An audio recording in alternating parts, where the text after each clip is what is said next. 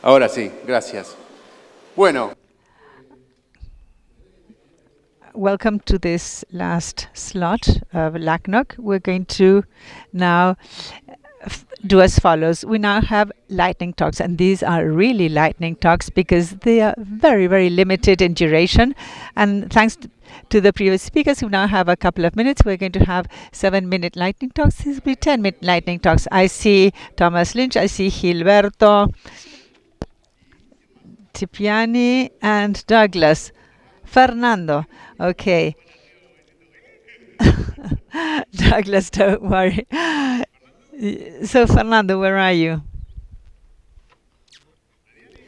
Fernando Frediani. Oh, there you are. All right. No, wait, not yet. What I like to say is the following. The duration of the lightning talks is very strict. 10 minutes each. 10 minutes, not 9. We have a couple of more minutes, a little more. And let's see if we can listen to the lightning.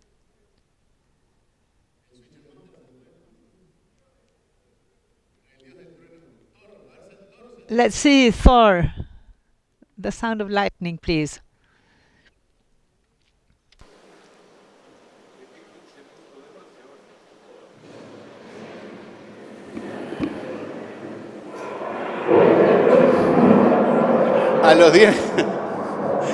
A los 10 minutos vamos a... That will sound after 10 minutes, and we'll kick the person out, the ones who's up here, if they haven't finished. So who do we start with? Frediani. Okay, let us have the first presentation, please. Ready? Start. Hi, good morning. I'm Fernando Frediani, and I will be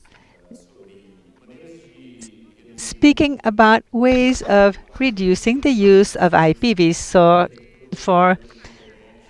in times of scarcity. Each internet operator has to make efforts to optimize the use of IPv4 that they already have, bearing in mind that one will no longer receive more blocks. One might transfer these, but this involves cost for the operation. So it is better to optimize what we already had as an autonomous system instead of resorting to transfers, leasing from other regions or whatever.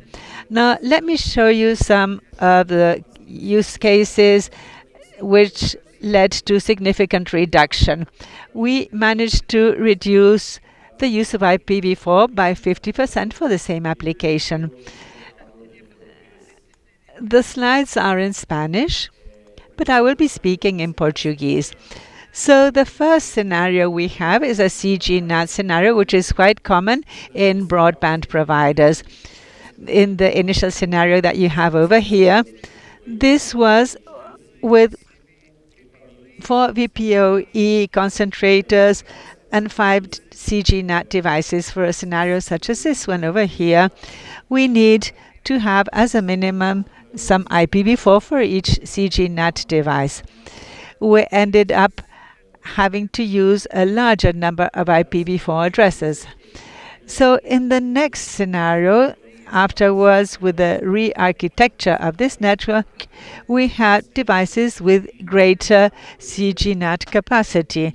So an important detail is that the bulk portal allocation was used, BPA, responsible for providing a significant gain, a significant economy in the available IPv4 addresses.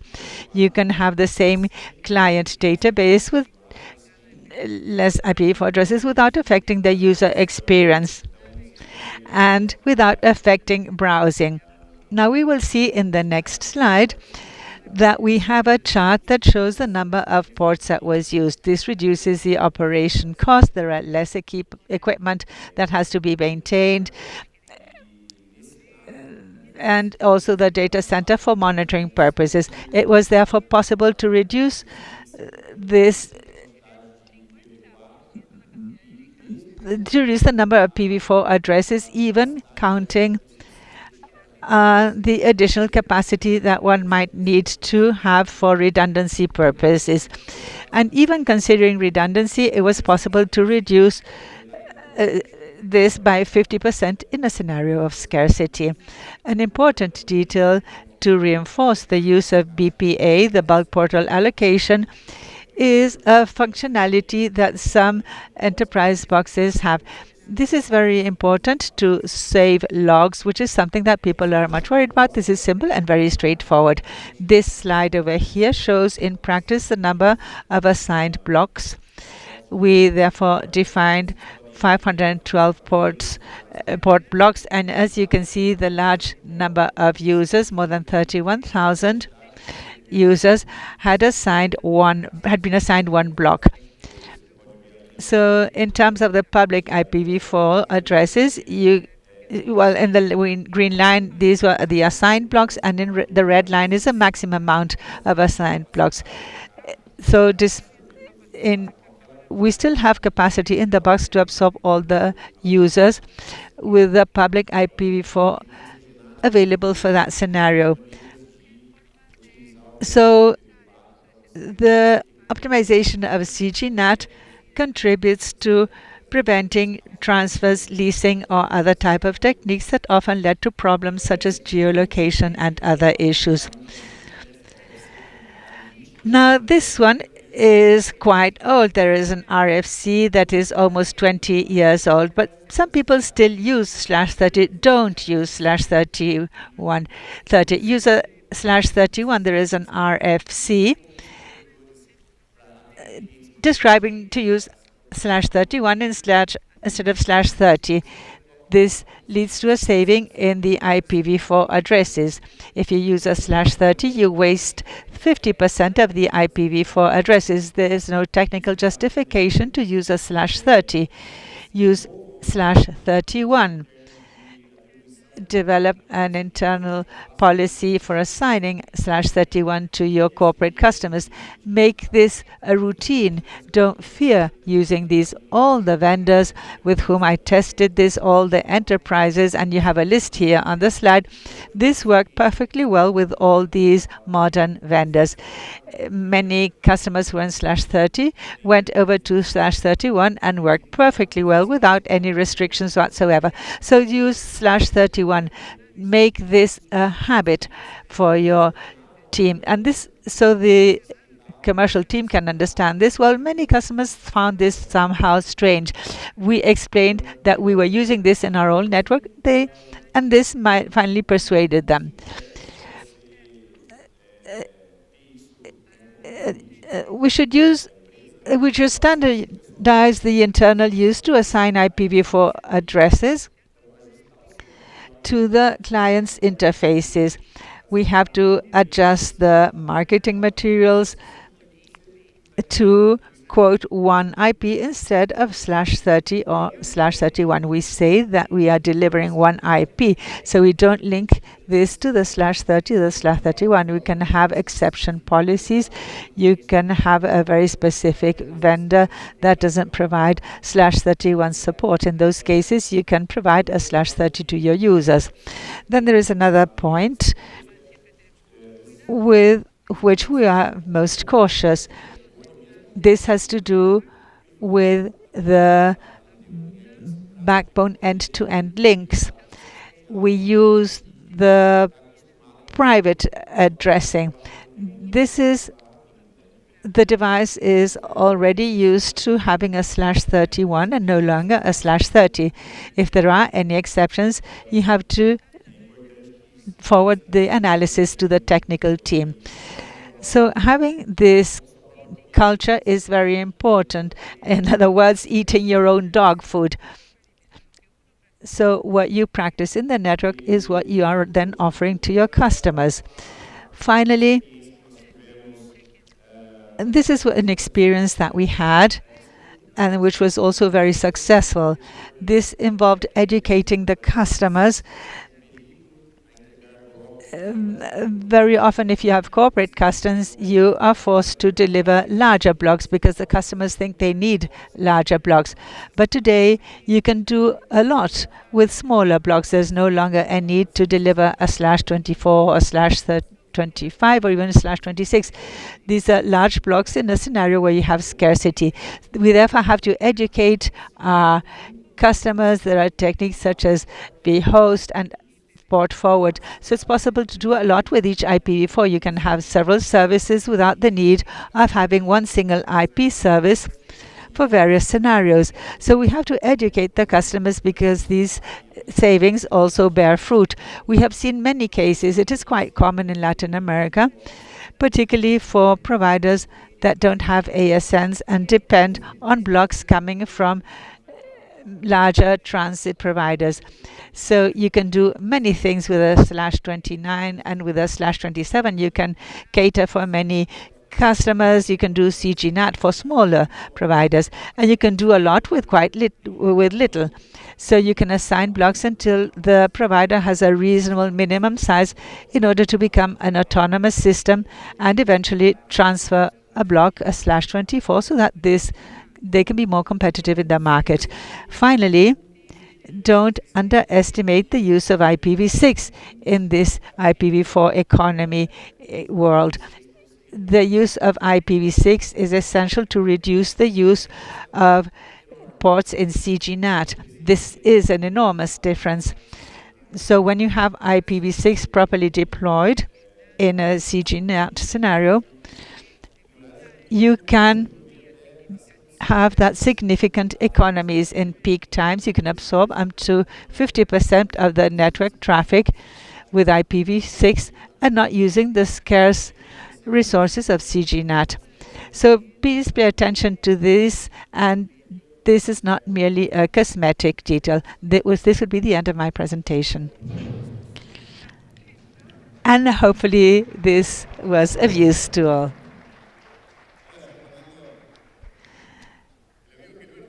Gilberto, now it's your turn.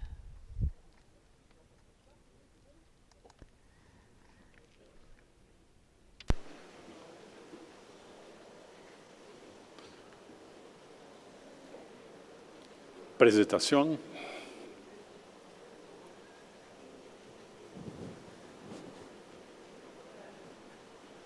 Opa, ótimo. Tempo. Ahora. Pessoal. Time. Good morning. I'm Gilberto Sorello from NIC-BR, project manager. I'm in charge of coordinating the program for a more secure internet.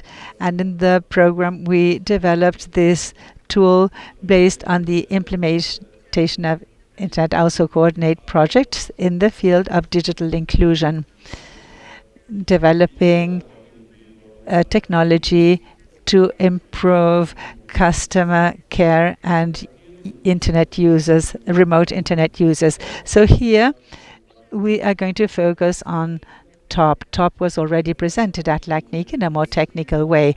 I will be speaking in a more general way of TOP, and at the end I will be making an invitation to the communities regarding TOP. TOP is a web-based tool. I invite you to access this tool, this site, to see what this tool is about. This is the address, top.nic.br.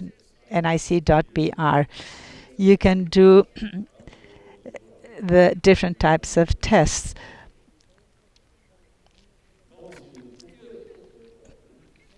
So why TOP? TOP is a tool that is constantly evolving and contributes to improve internet security.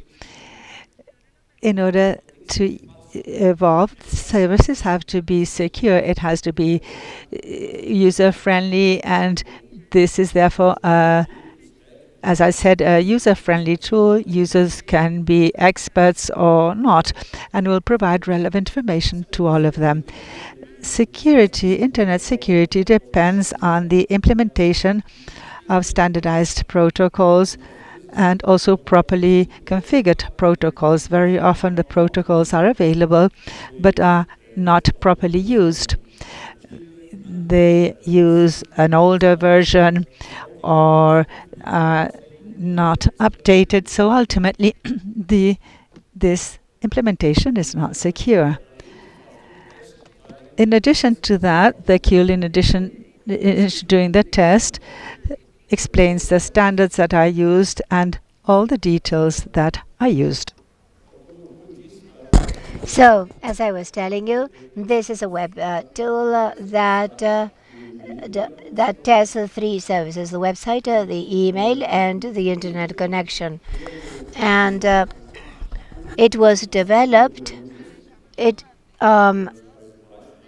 upon request of the government of the Netherlands in 2012, because they had a very serious attack at the time. So they requested the development of a tool so that all the government organs, all agencies could test the new things. And so that was developed with that idea.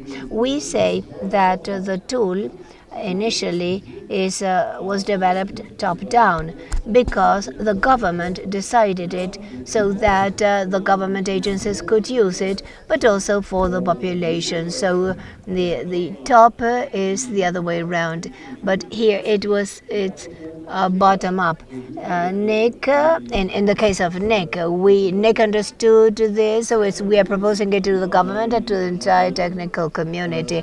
This started the tool, the first implementation, the tool started in the Netherlands. The first implementation was in Denmark and the second one in Brazil, and now it's also being used in Germany and in France.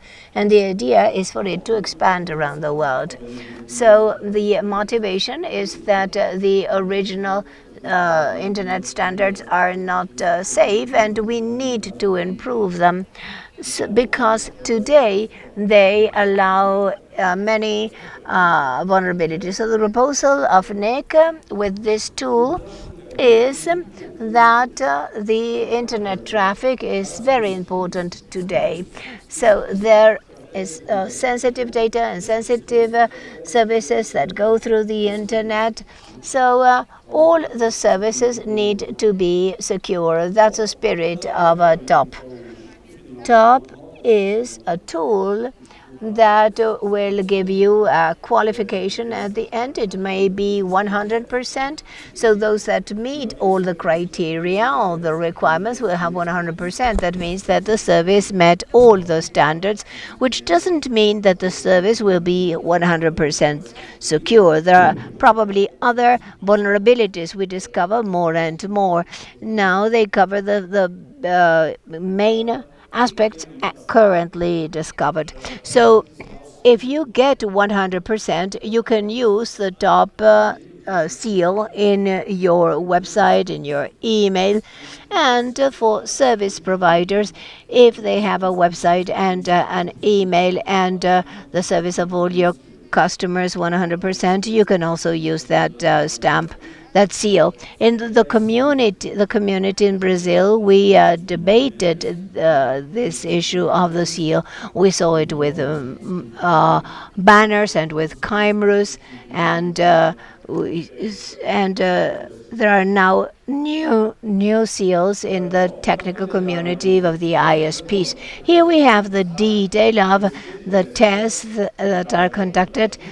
In the top site, IPv6, DNSSEC, HTTPS, security options in the headers, RPKI and security TXT, and for emails, IPv6, DNSSEC, Startles, DMARC, and RPKI. DMARC is very important for this software. We have statistics of the way it's used, and we have a good division of what is more implemented in Brazil. And the third test is that of the user's connection that is done from in the machine of the user, and there we can check whether we navigate well in IPv6, and if the recursive that is used validates in a second, which is a very important thing. So an aspect that I wanted to point out here is that this tool is in a new version.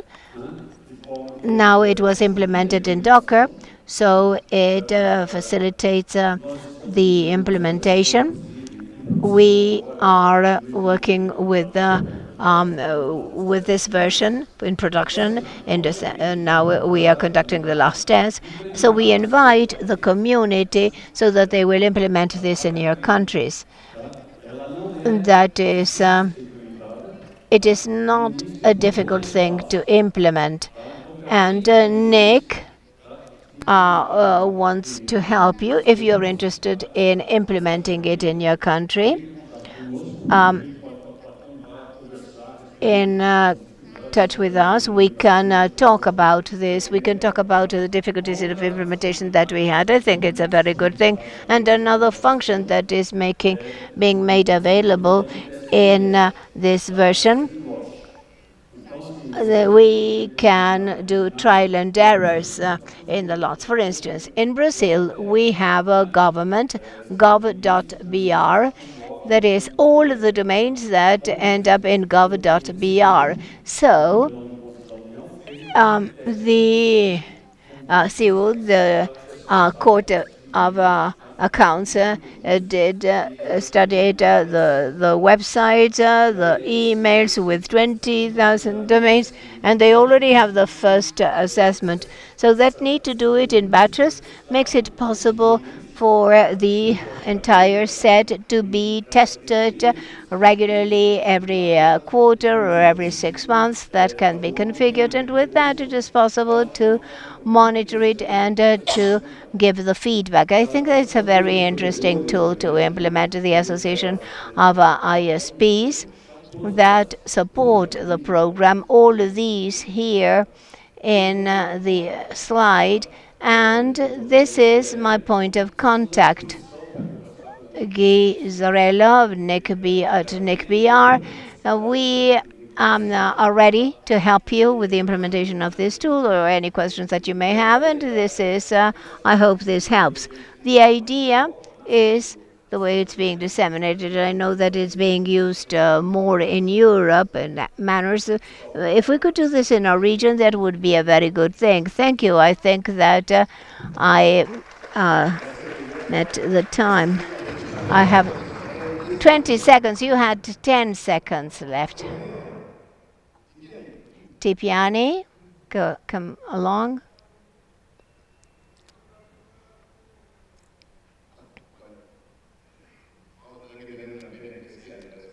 Well, I have a special punishment for those cases.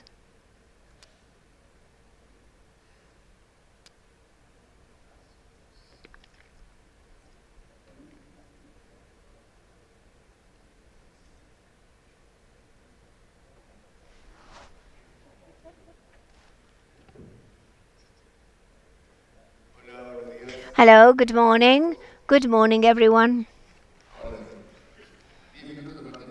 10 minutes starting now.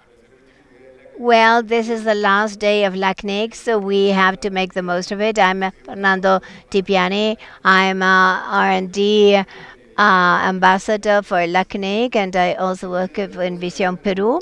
And today we're going to see how during the chaotic time we see a lifesaver called monitoring. Hasn't it ever happened to you that in your daily work the network becomes a bit unstable, or maybe a site starts to clash and it's a headache? And I think that we've gone through it. Some may say no, others prefer not to remember. But I think that we all know what we are talking about. And it is here that we start with the issue of chaos. Are we measuring what we need to measure to know what's really going on? Are we are really aware of what we are checking in our networks? Or is it like that meme that says, let whatever needs to happen, happen?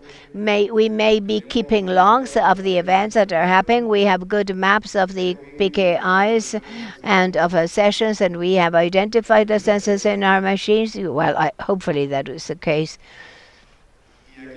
And it is here that we start with the discovery. It is very important to analyze and to quantify because we are in the midst of chaos. People think of bright ideas such as I'll replace all the machines and I'll solve the problem, but that's not the solution. We have to start analyzing and quantifying, and here we have an example of how the analysis of certain events can lead us to the conclusion that over 60%, almost 70%, have to do with failures in the operation management, and that has nothing to do with changing all the hardware, but it has to do with how we are looking at our network. And here we have the finding, a very hard truth. That is, with no monitoring, decisions are based only in assumptions. And we need to be aware of that because if you don't monitor with no visibility, we have problems in planning and visibility during our maintenance. And the most critical thing is that we don't have any early warnings before, during, or after maintenance. Nobody's telling us whether things are being done well or not. And the change is not necessarily complex. We always should look for a simple strategy. Let's start keeping record of our events with categories so that we can do a structured analysis. Let's implement a monitoring, and we don't have to look for the most complicated tools in the market. Excelentes, muy completas. We have many open source tools such as LibreNMS, Observient, and many more that are highly individualized, and whether you are big or small as an ISP, you can implement it. And here there's a part that is key, in my opinion.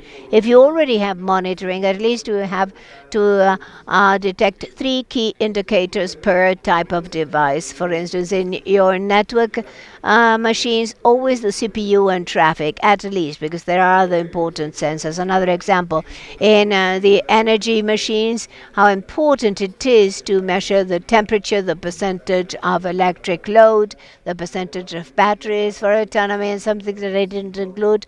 Always have a syslog and an MTP, always well configured so that you can see the same time in all the machines, always.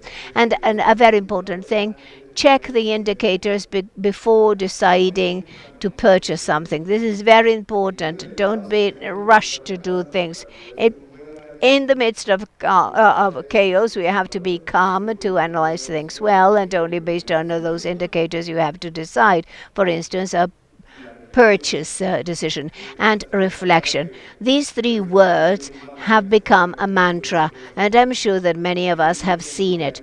Measure, control, improve. All of us have to go home with those 3 words in mind. Measure, control, and improve, because the first step is not to go and buy hardware, but to observe.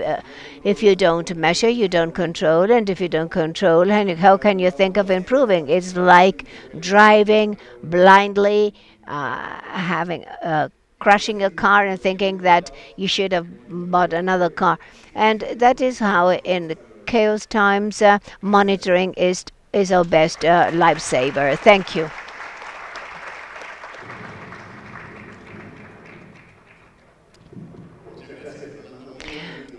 Wonderful. I loved the last slide.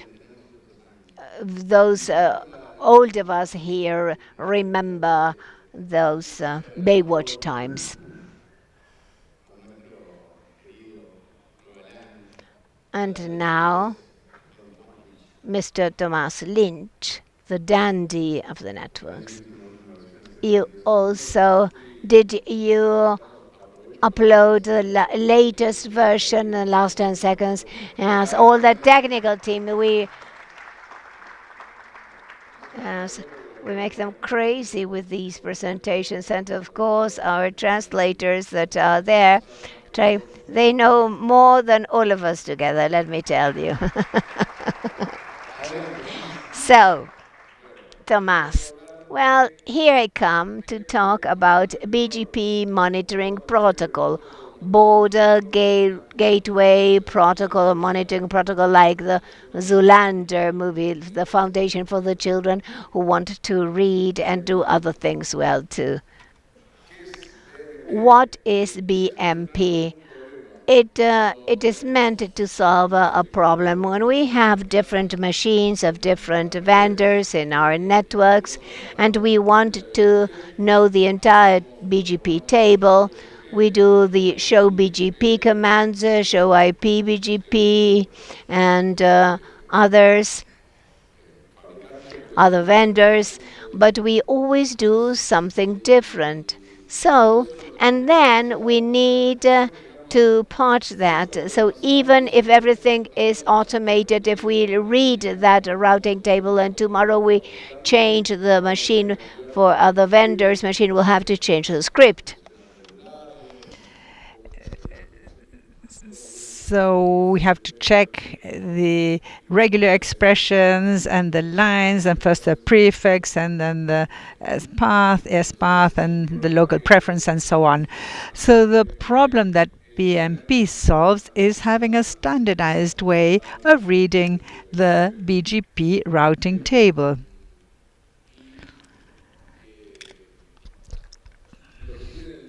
Now, the interesting thing about BMP is that it can export the table before the filters that we apply to the sessions. In BGP, we'll have entry and exit filters, but before those filters, the entire table that we receive from a transit provider, if I put show BGP, I'll have my table post filter. But we're going to be viewing this at the pre-filter stage. So the communities that send these to us, which are deleted once we receive them in a routing table.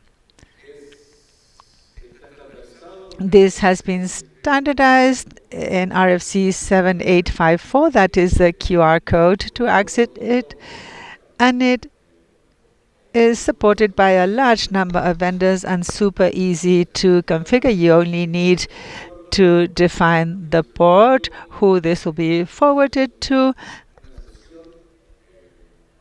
You have a session that will receive this standardized routing table. The most famous application is OpenBMP. This is an open source project. It acts as a collector and stores the information in a database. It then exports data to Kafka and others. This is a Docker and installs different Dockers that interact with one another. You can see how they interact with one another, but all this information can be exported, or you can also do queries to OpenBMP. This is an excellent tool to do looking glass. To set up a looking glass, you receive certain edge routers, and you can have an internal looking glass. And if you wish to filter these for your customers or open it to the public, this is a standardized way of showing a looking glass towards the rest of the world. And like Fernando was saying, this is about monitoring what is happening with our own network. This is an example of OpenBMP. This graph doesn't say very much. Once we started to look at the IPv6 table, the BGP IPv6 table, and it had like a saw shape. The way the prefixes were accumulated, it went up and down, up and down. So looking at this and seeing that transit sort of was lost because there was a maximum amount of prefixes, and then the sessions was dropped, and the IPv6 session was dropped.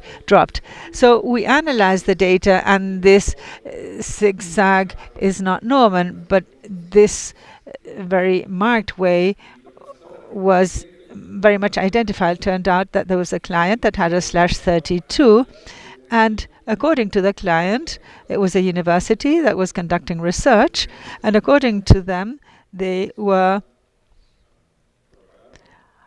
propagating /48s.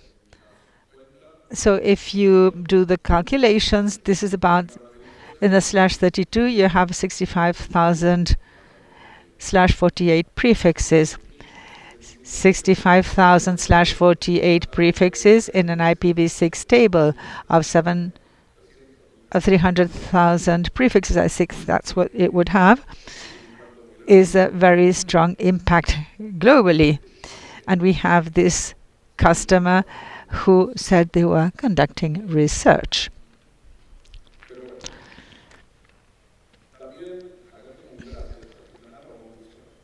So, conclusions. But because I have 4 minutes left,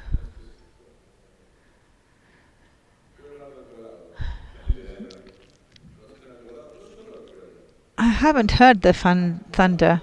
Have you heard about Agorado? Have you use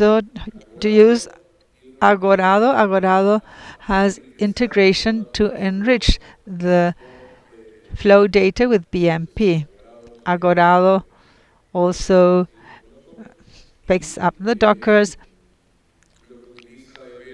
What it uses of BMP is in the sense that it adds the flows, it adds the AS path, as well as other attributes, other BGP attributes, thus enriching the flows.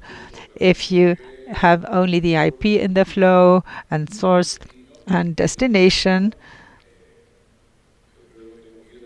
I then have to do a whois of that IP to see who owns it and to see what the autonomous system is. So to conclude, BMP provides full visibility of the BGP status. As I said previously, it is very interesting that it has three pre-policies. You can avoid having routing problems in real time. You see how the routing table changes live. It allows you to correlate routes with network events, between network events and the observed traffic, like we heard from Fernando a while ago.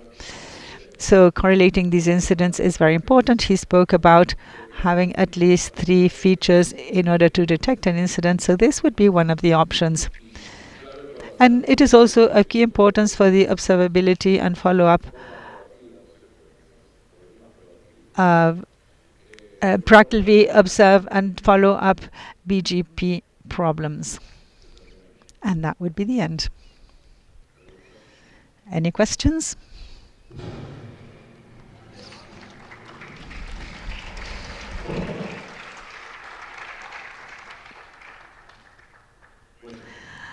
All right. Thank you. Thank you to the 4 speakers of this lightning talk sessions. I hope you enjoyed it. I always find it great fun, and hopefully for next time we have even more of these. This would be the last activity of LACNOG for today. We're going to go to the coffee break a few minutes earlier, and after the coffee break we'll have a session on the measurement group. Thank you very much to everyone, and see you in May.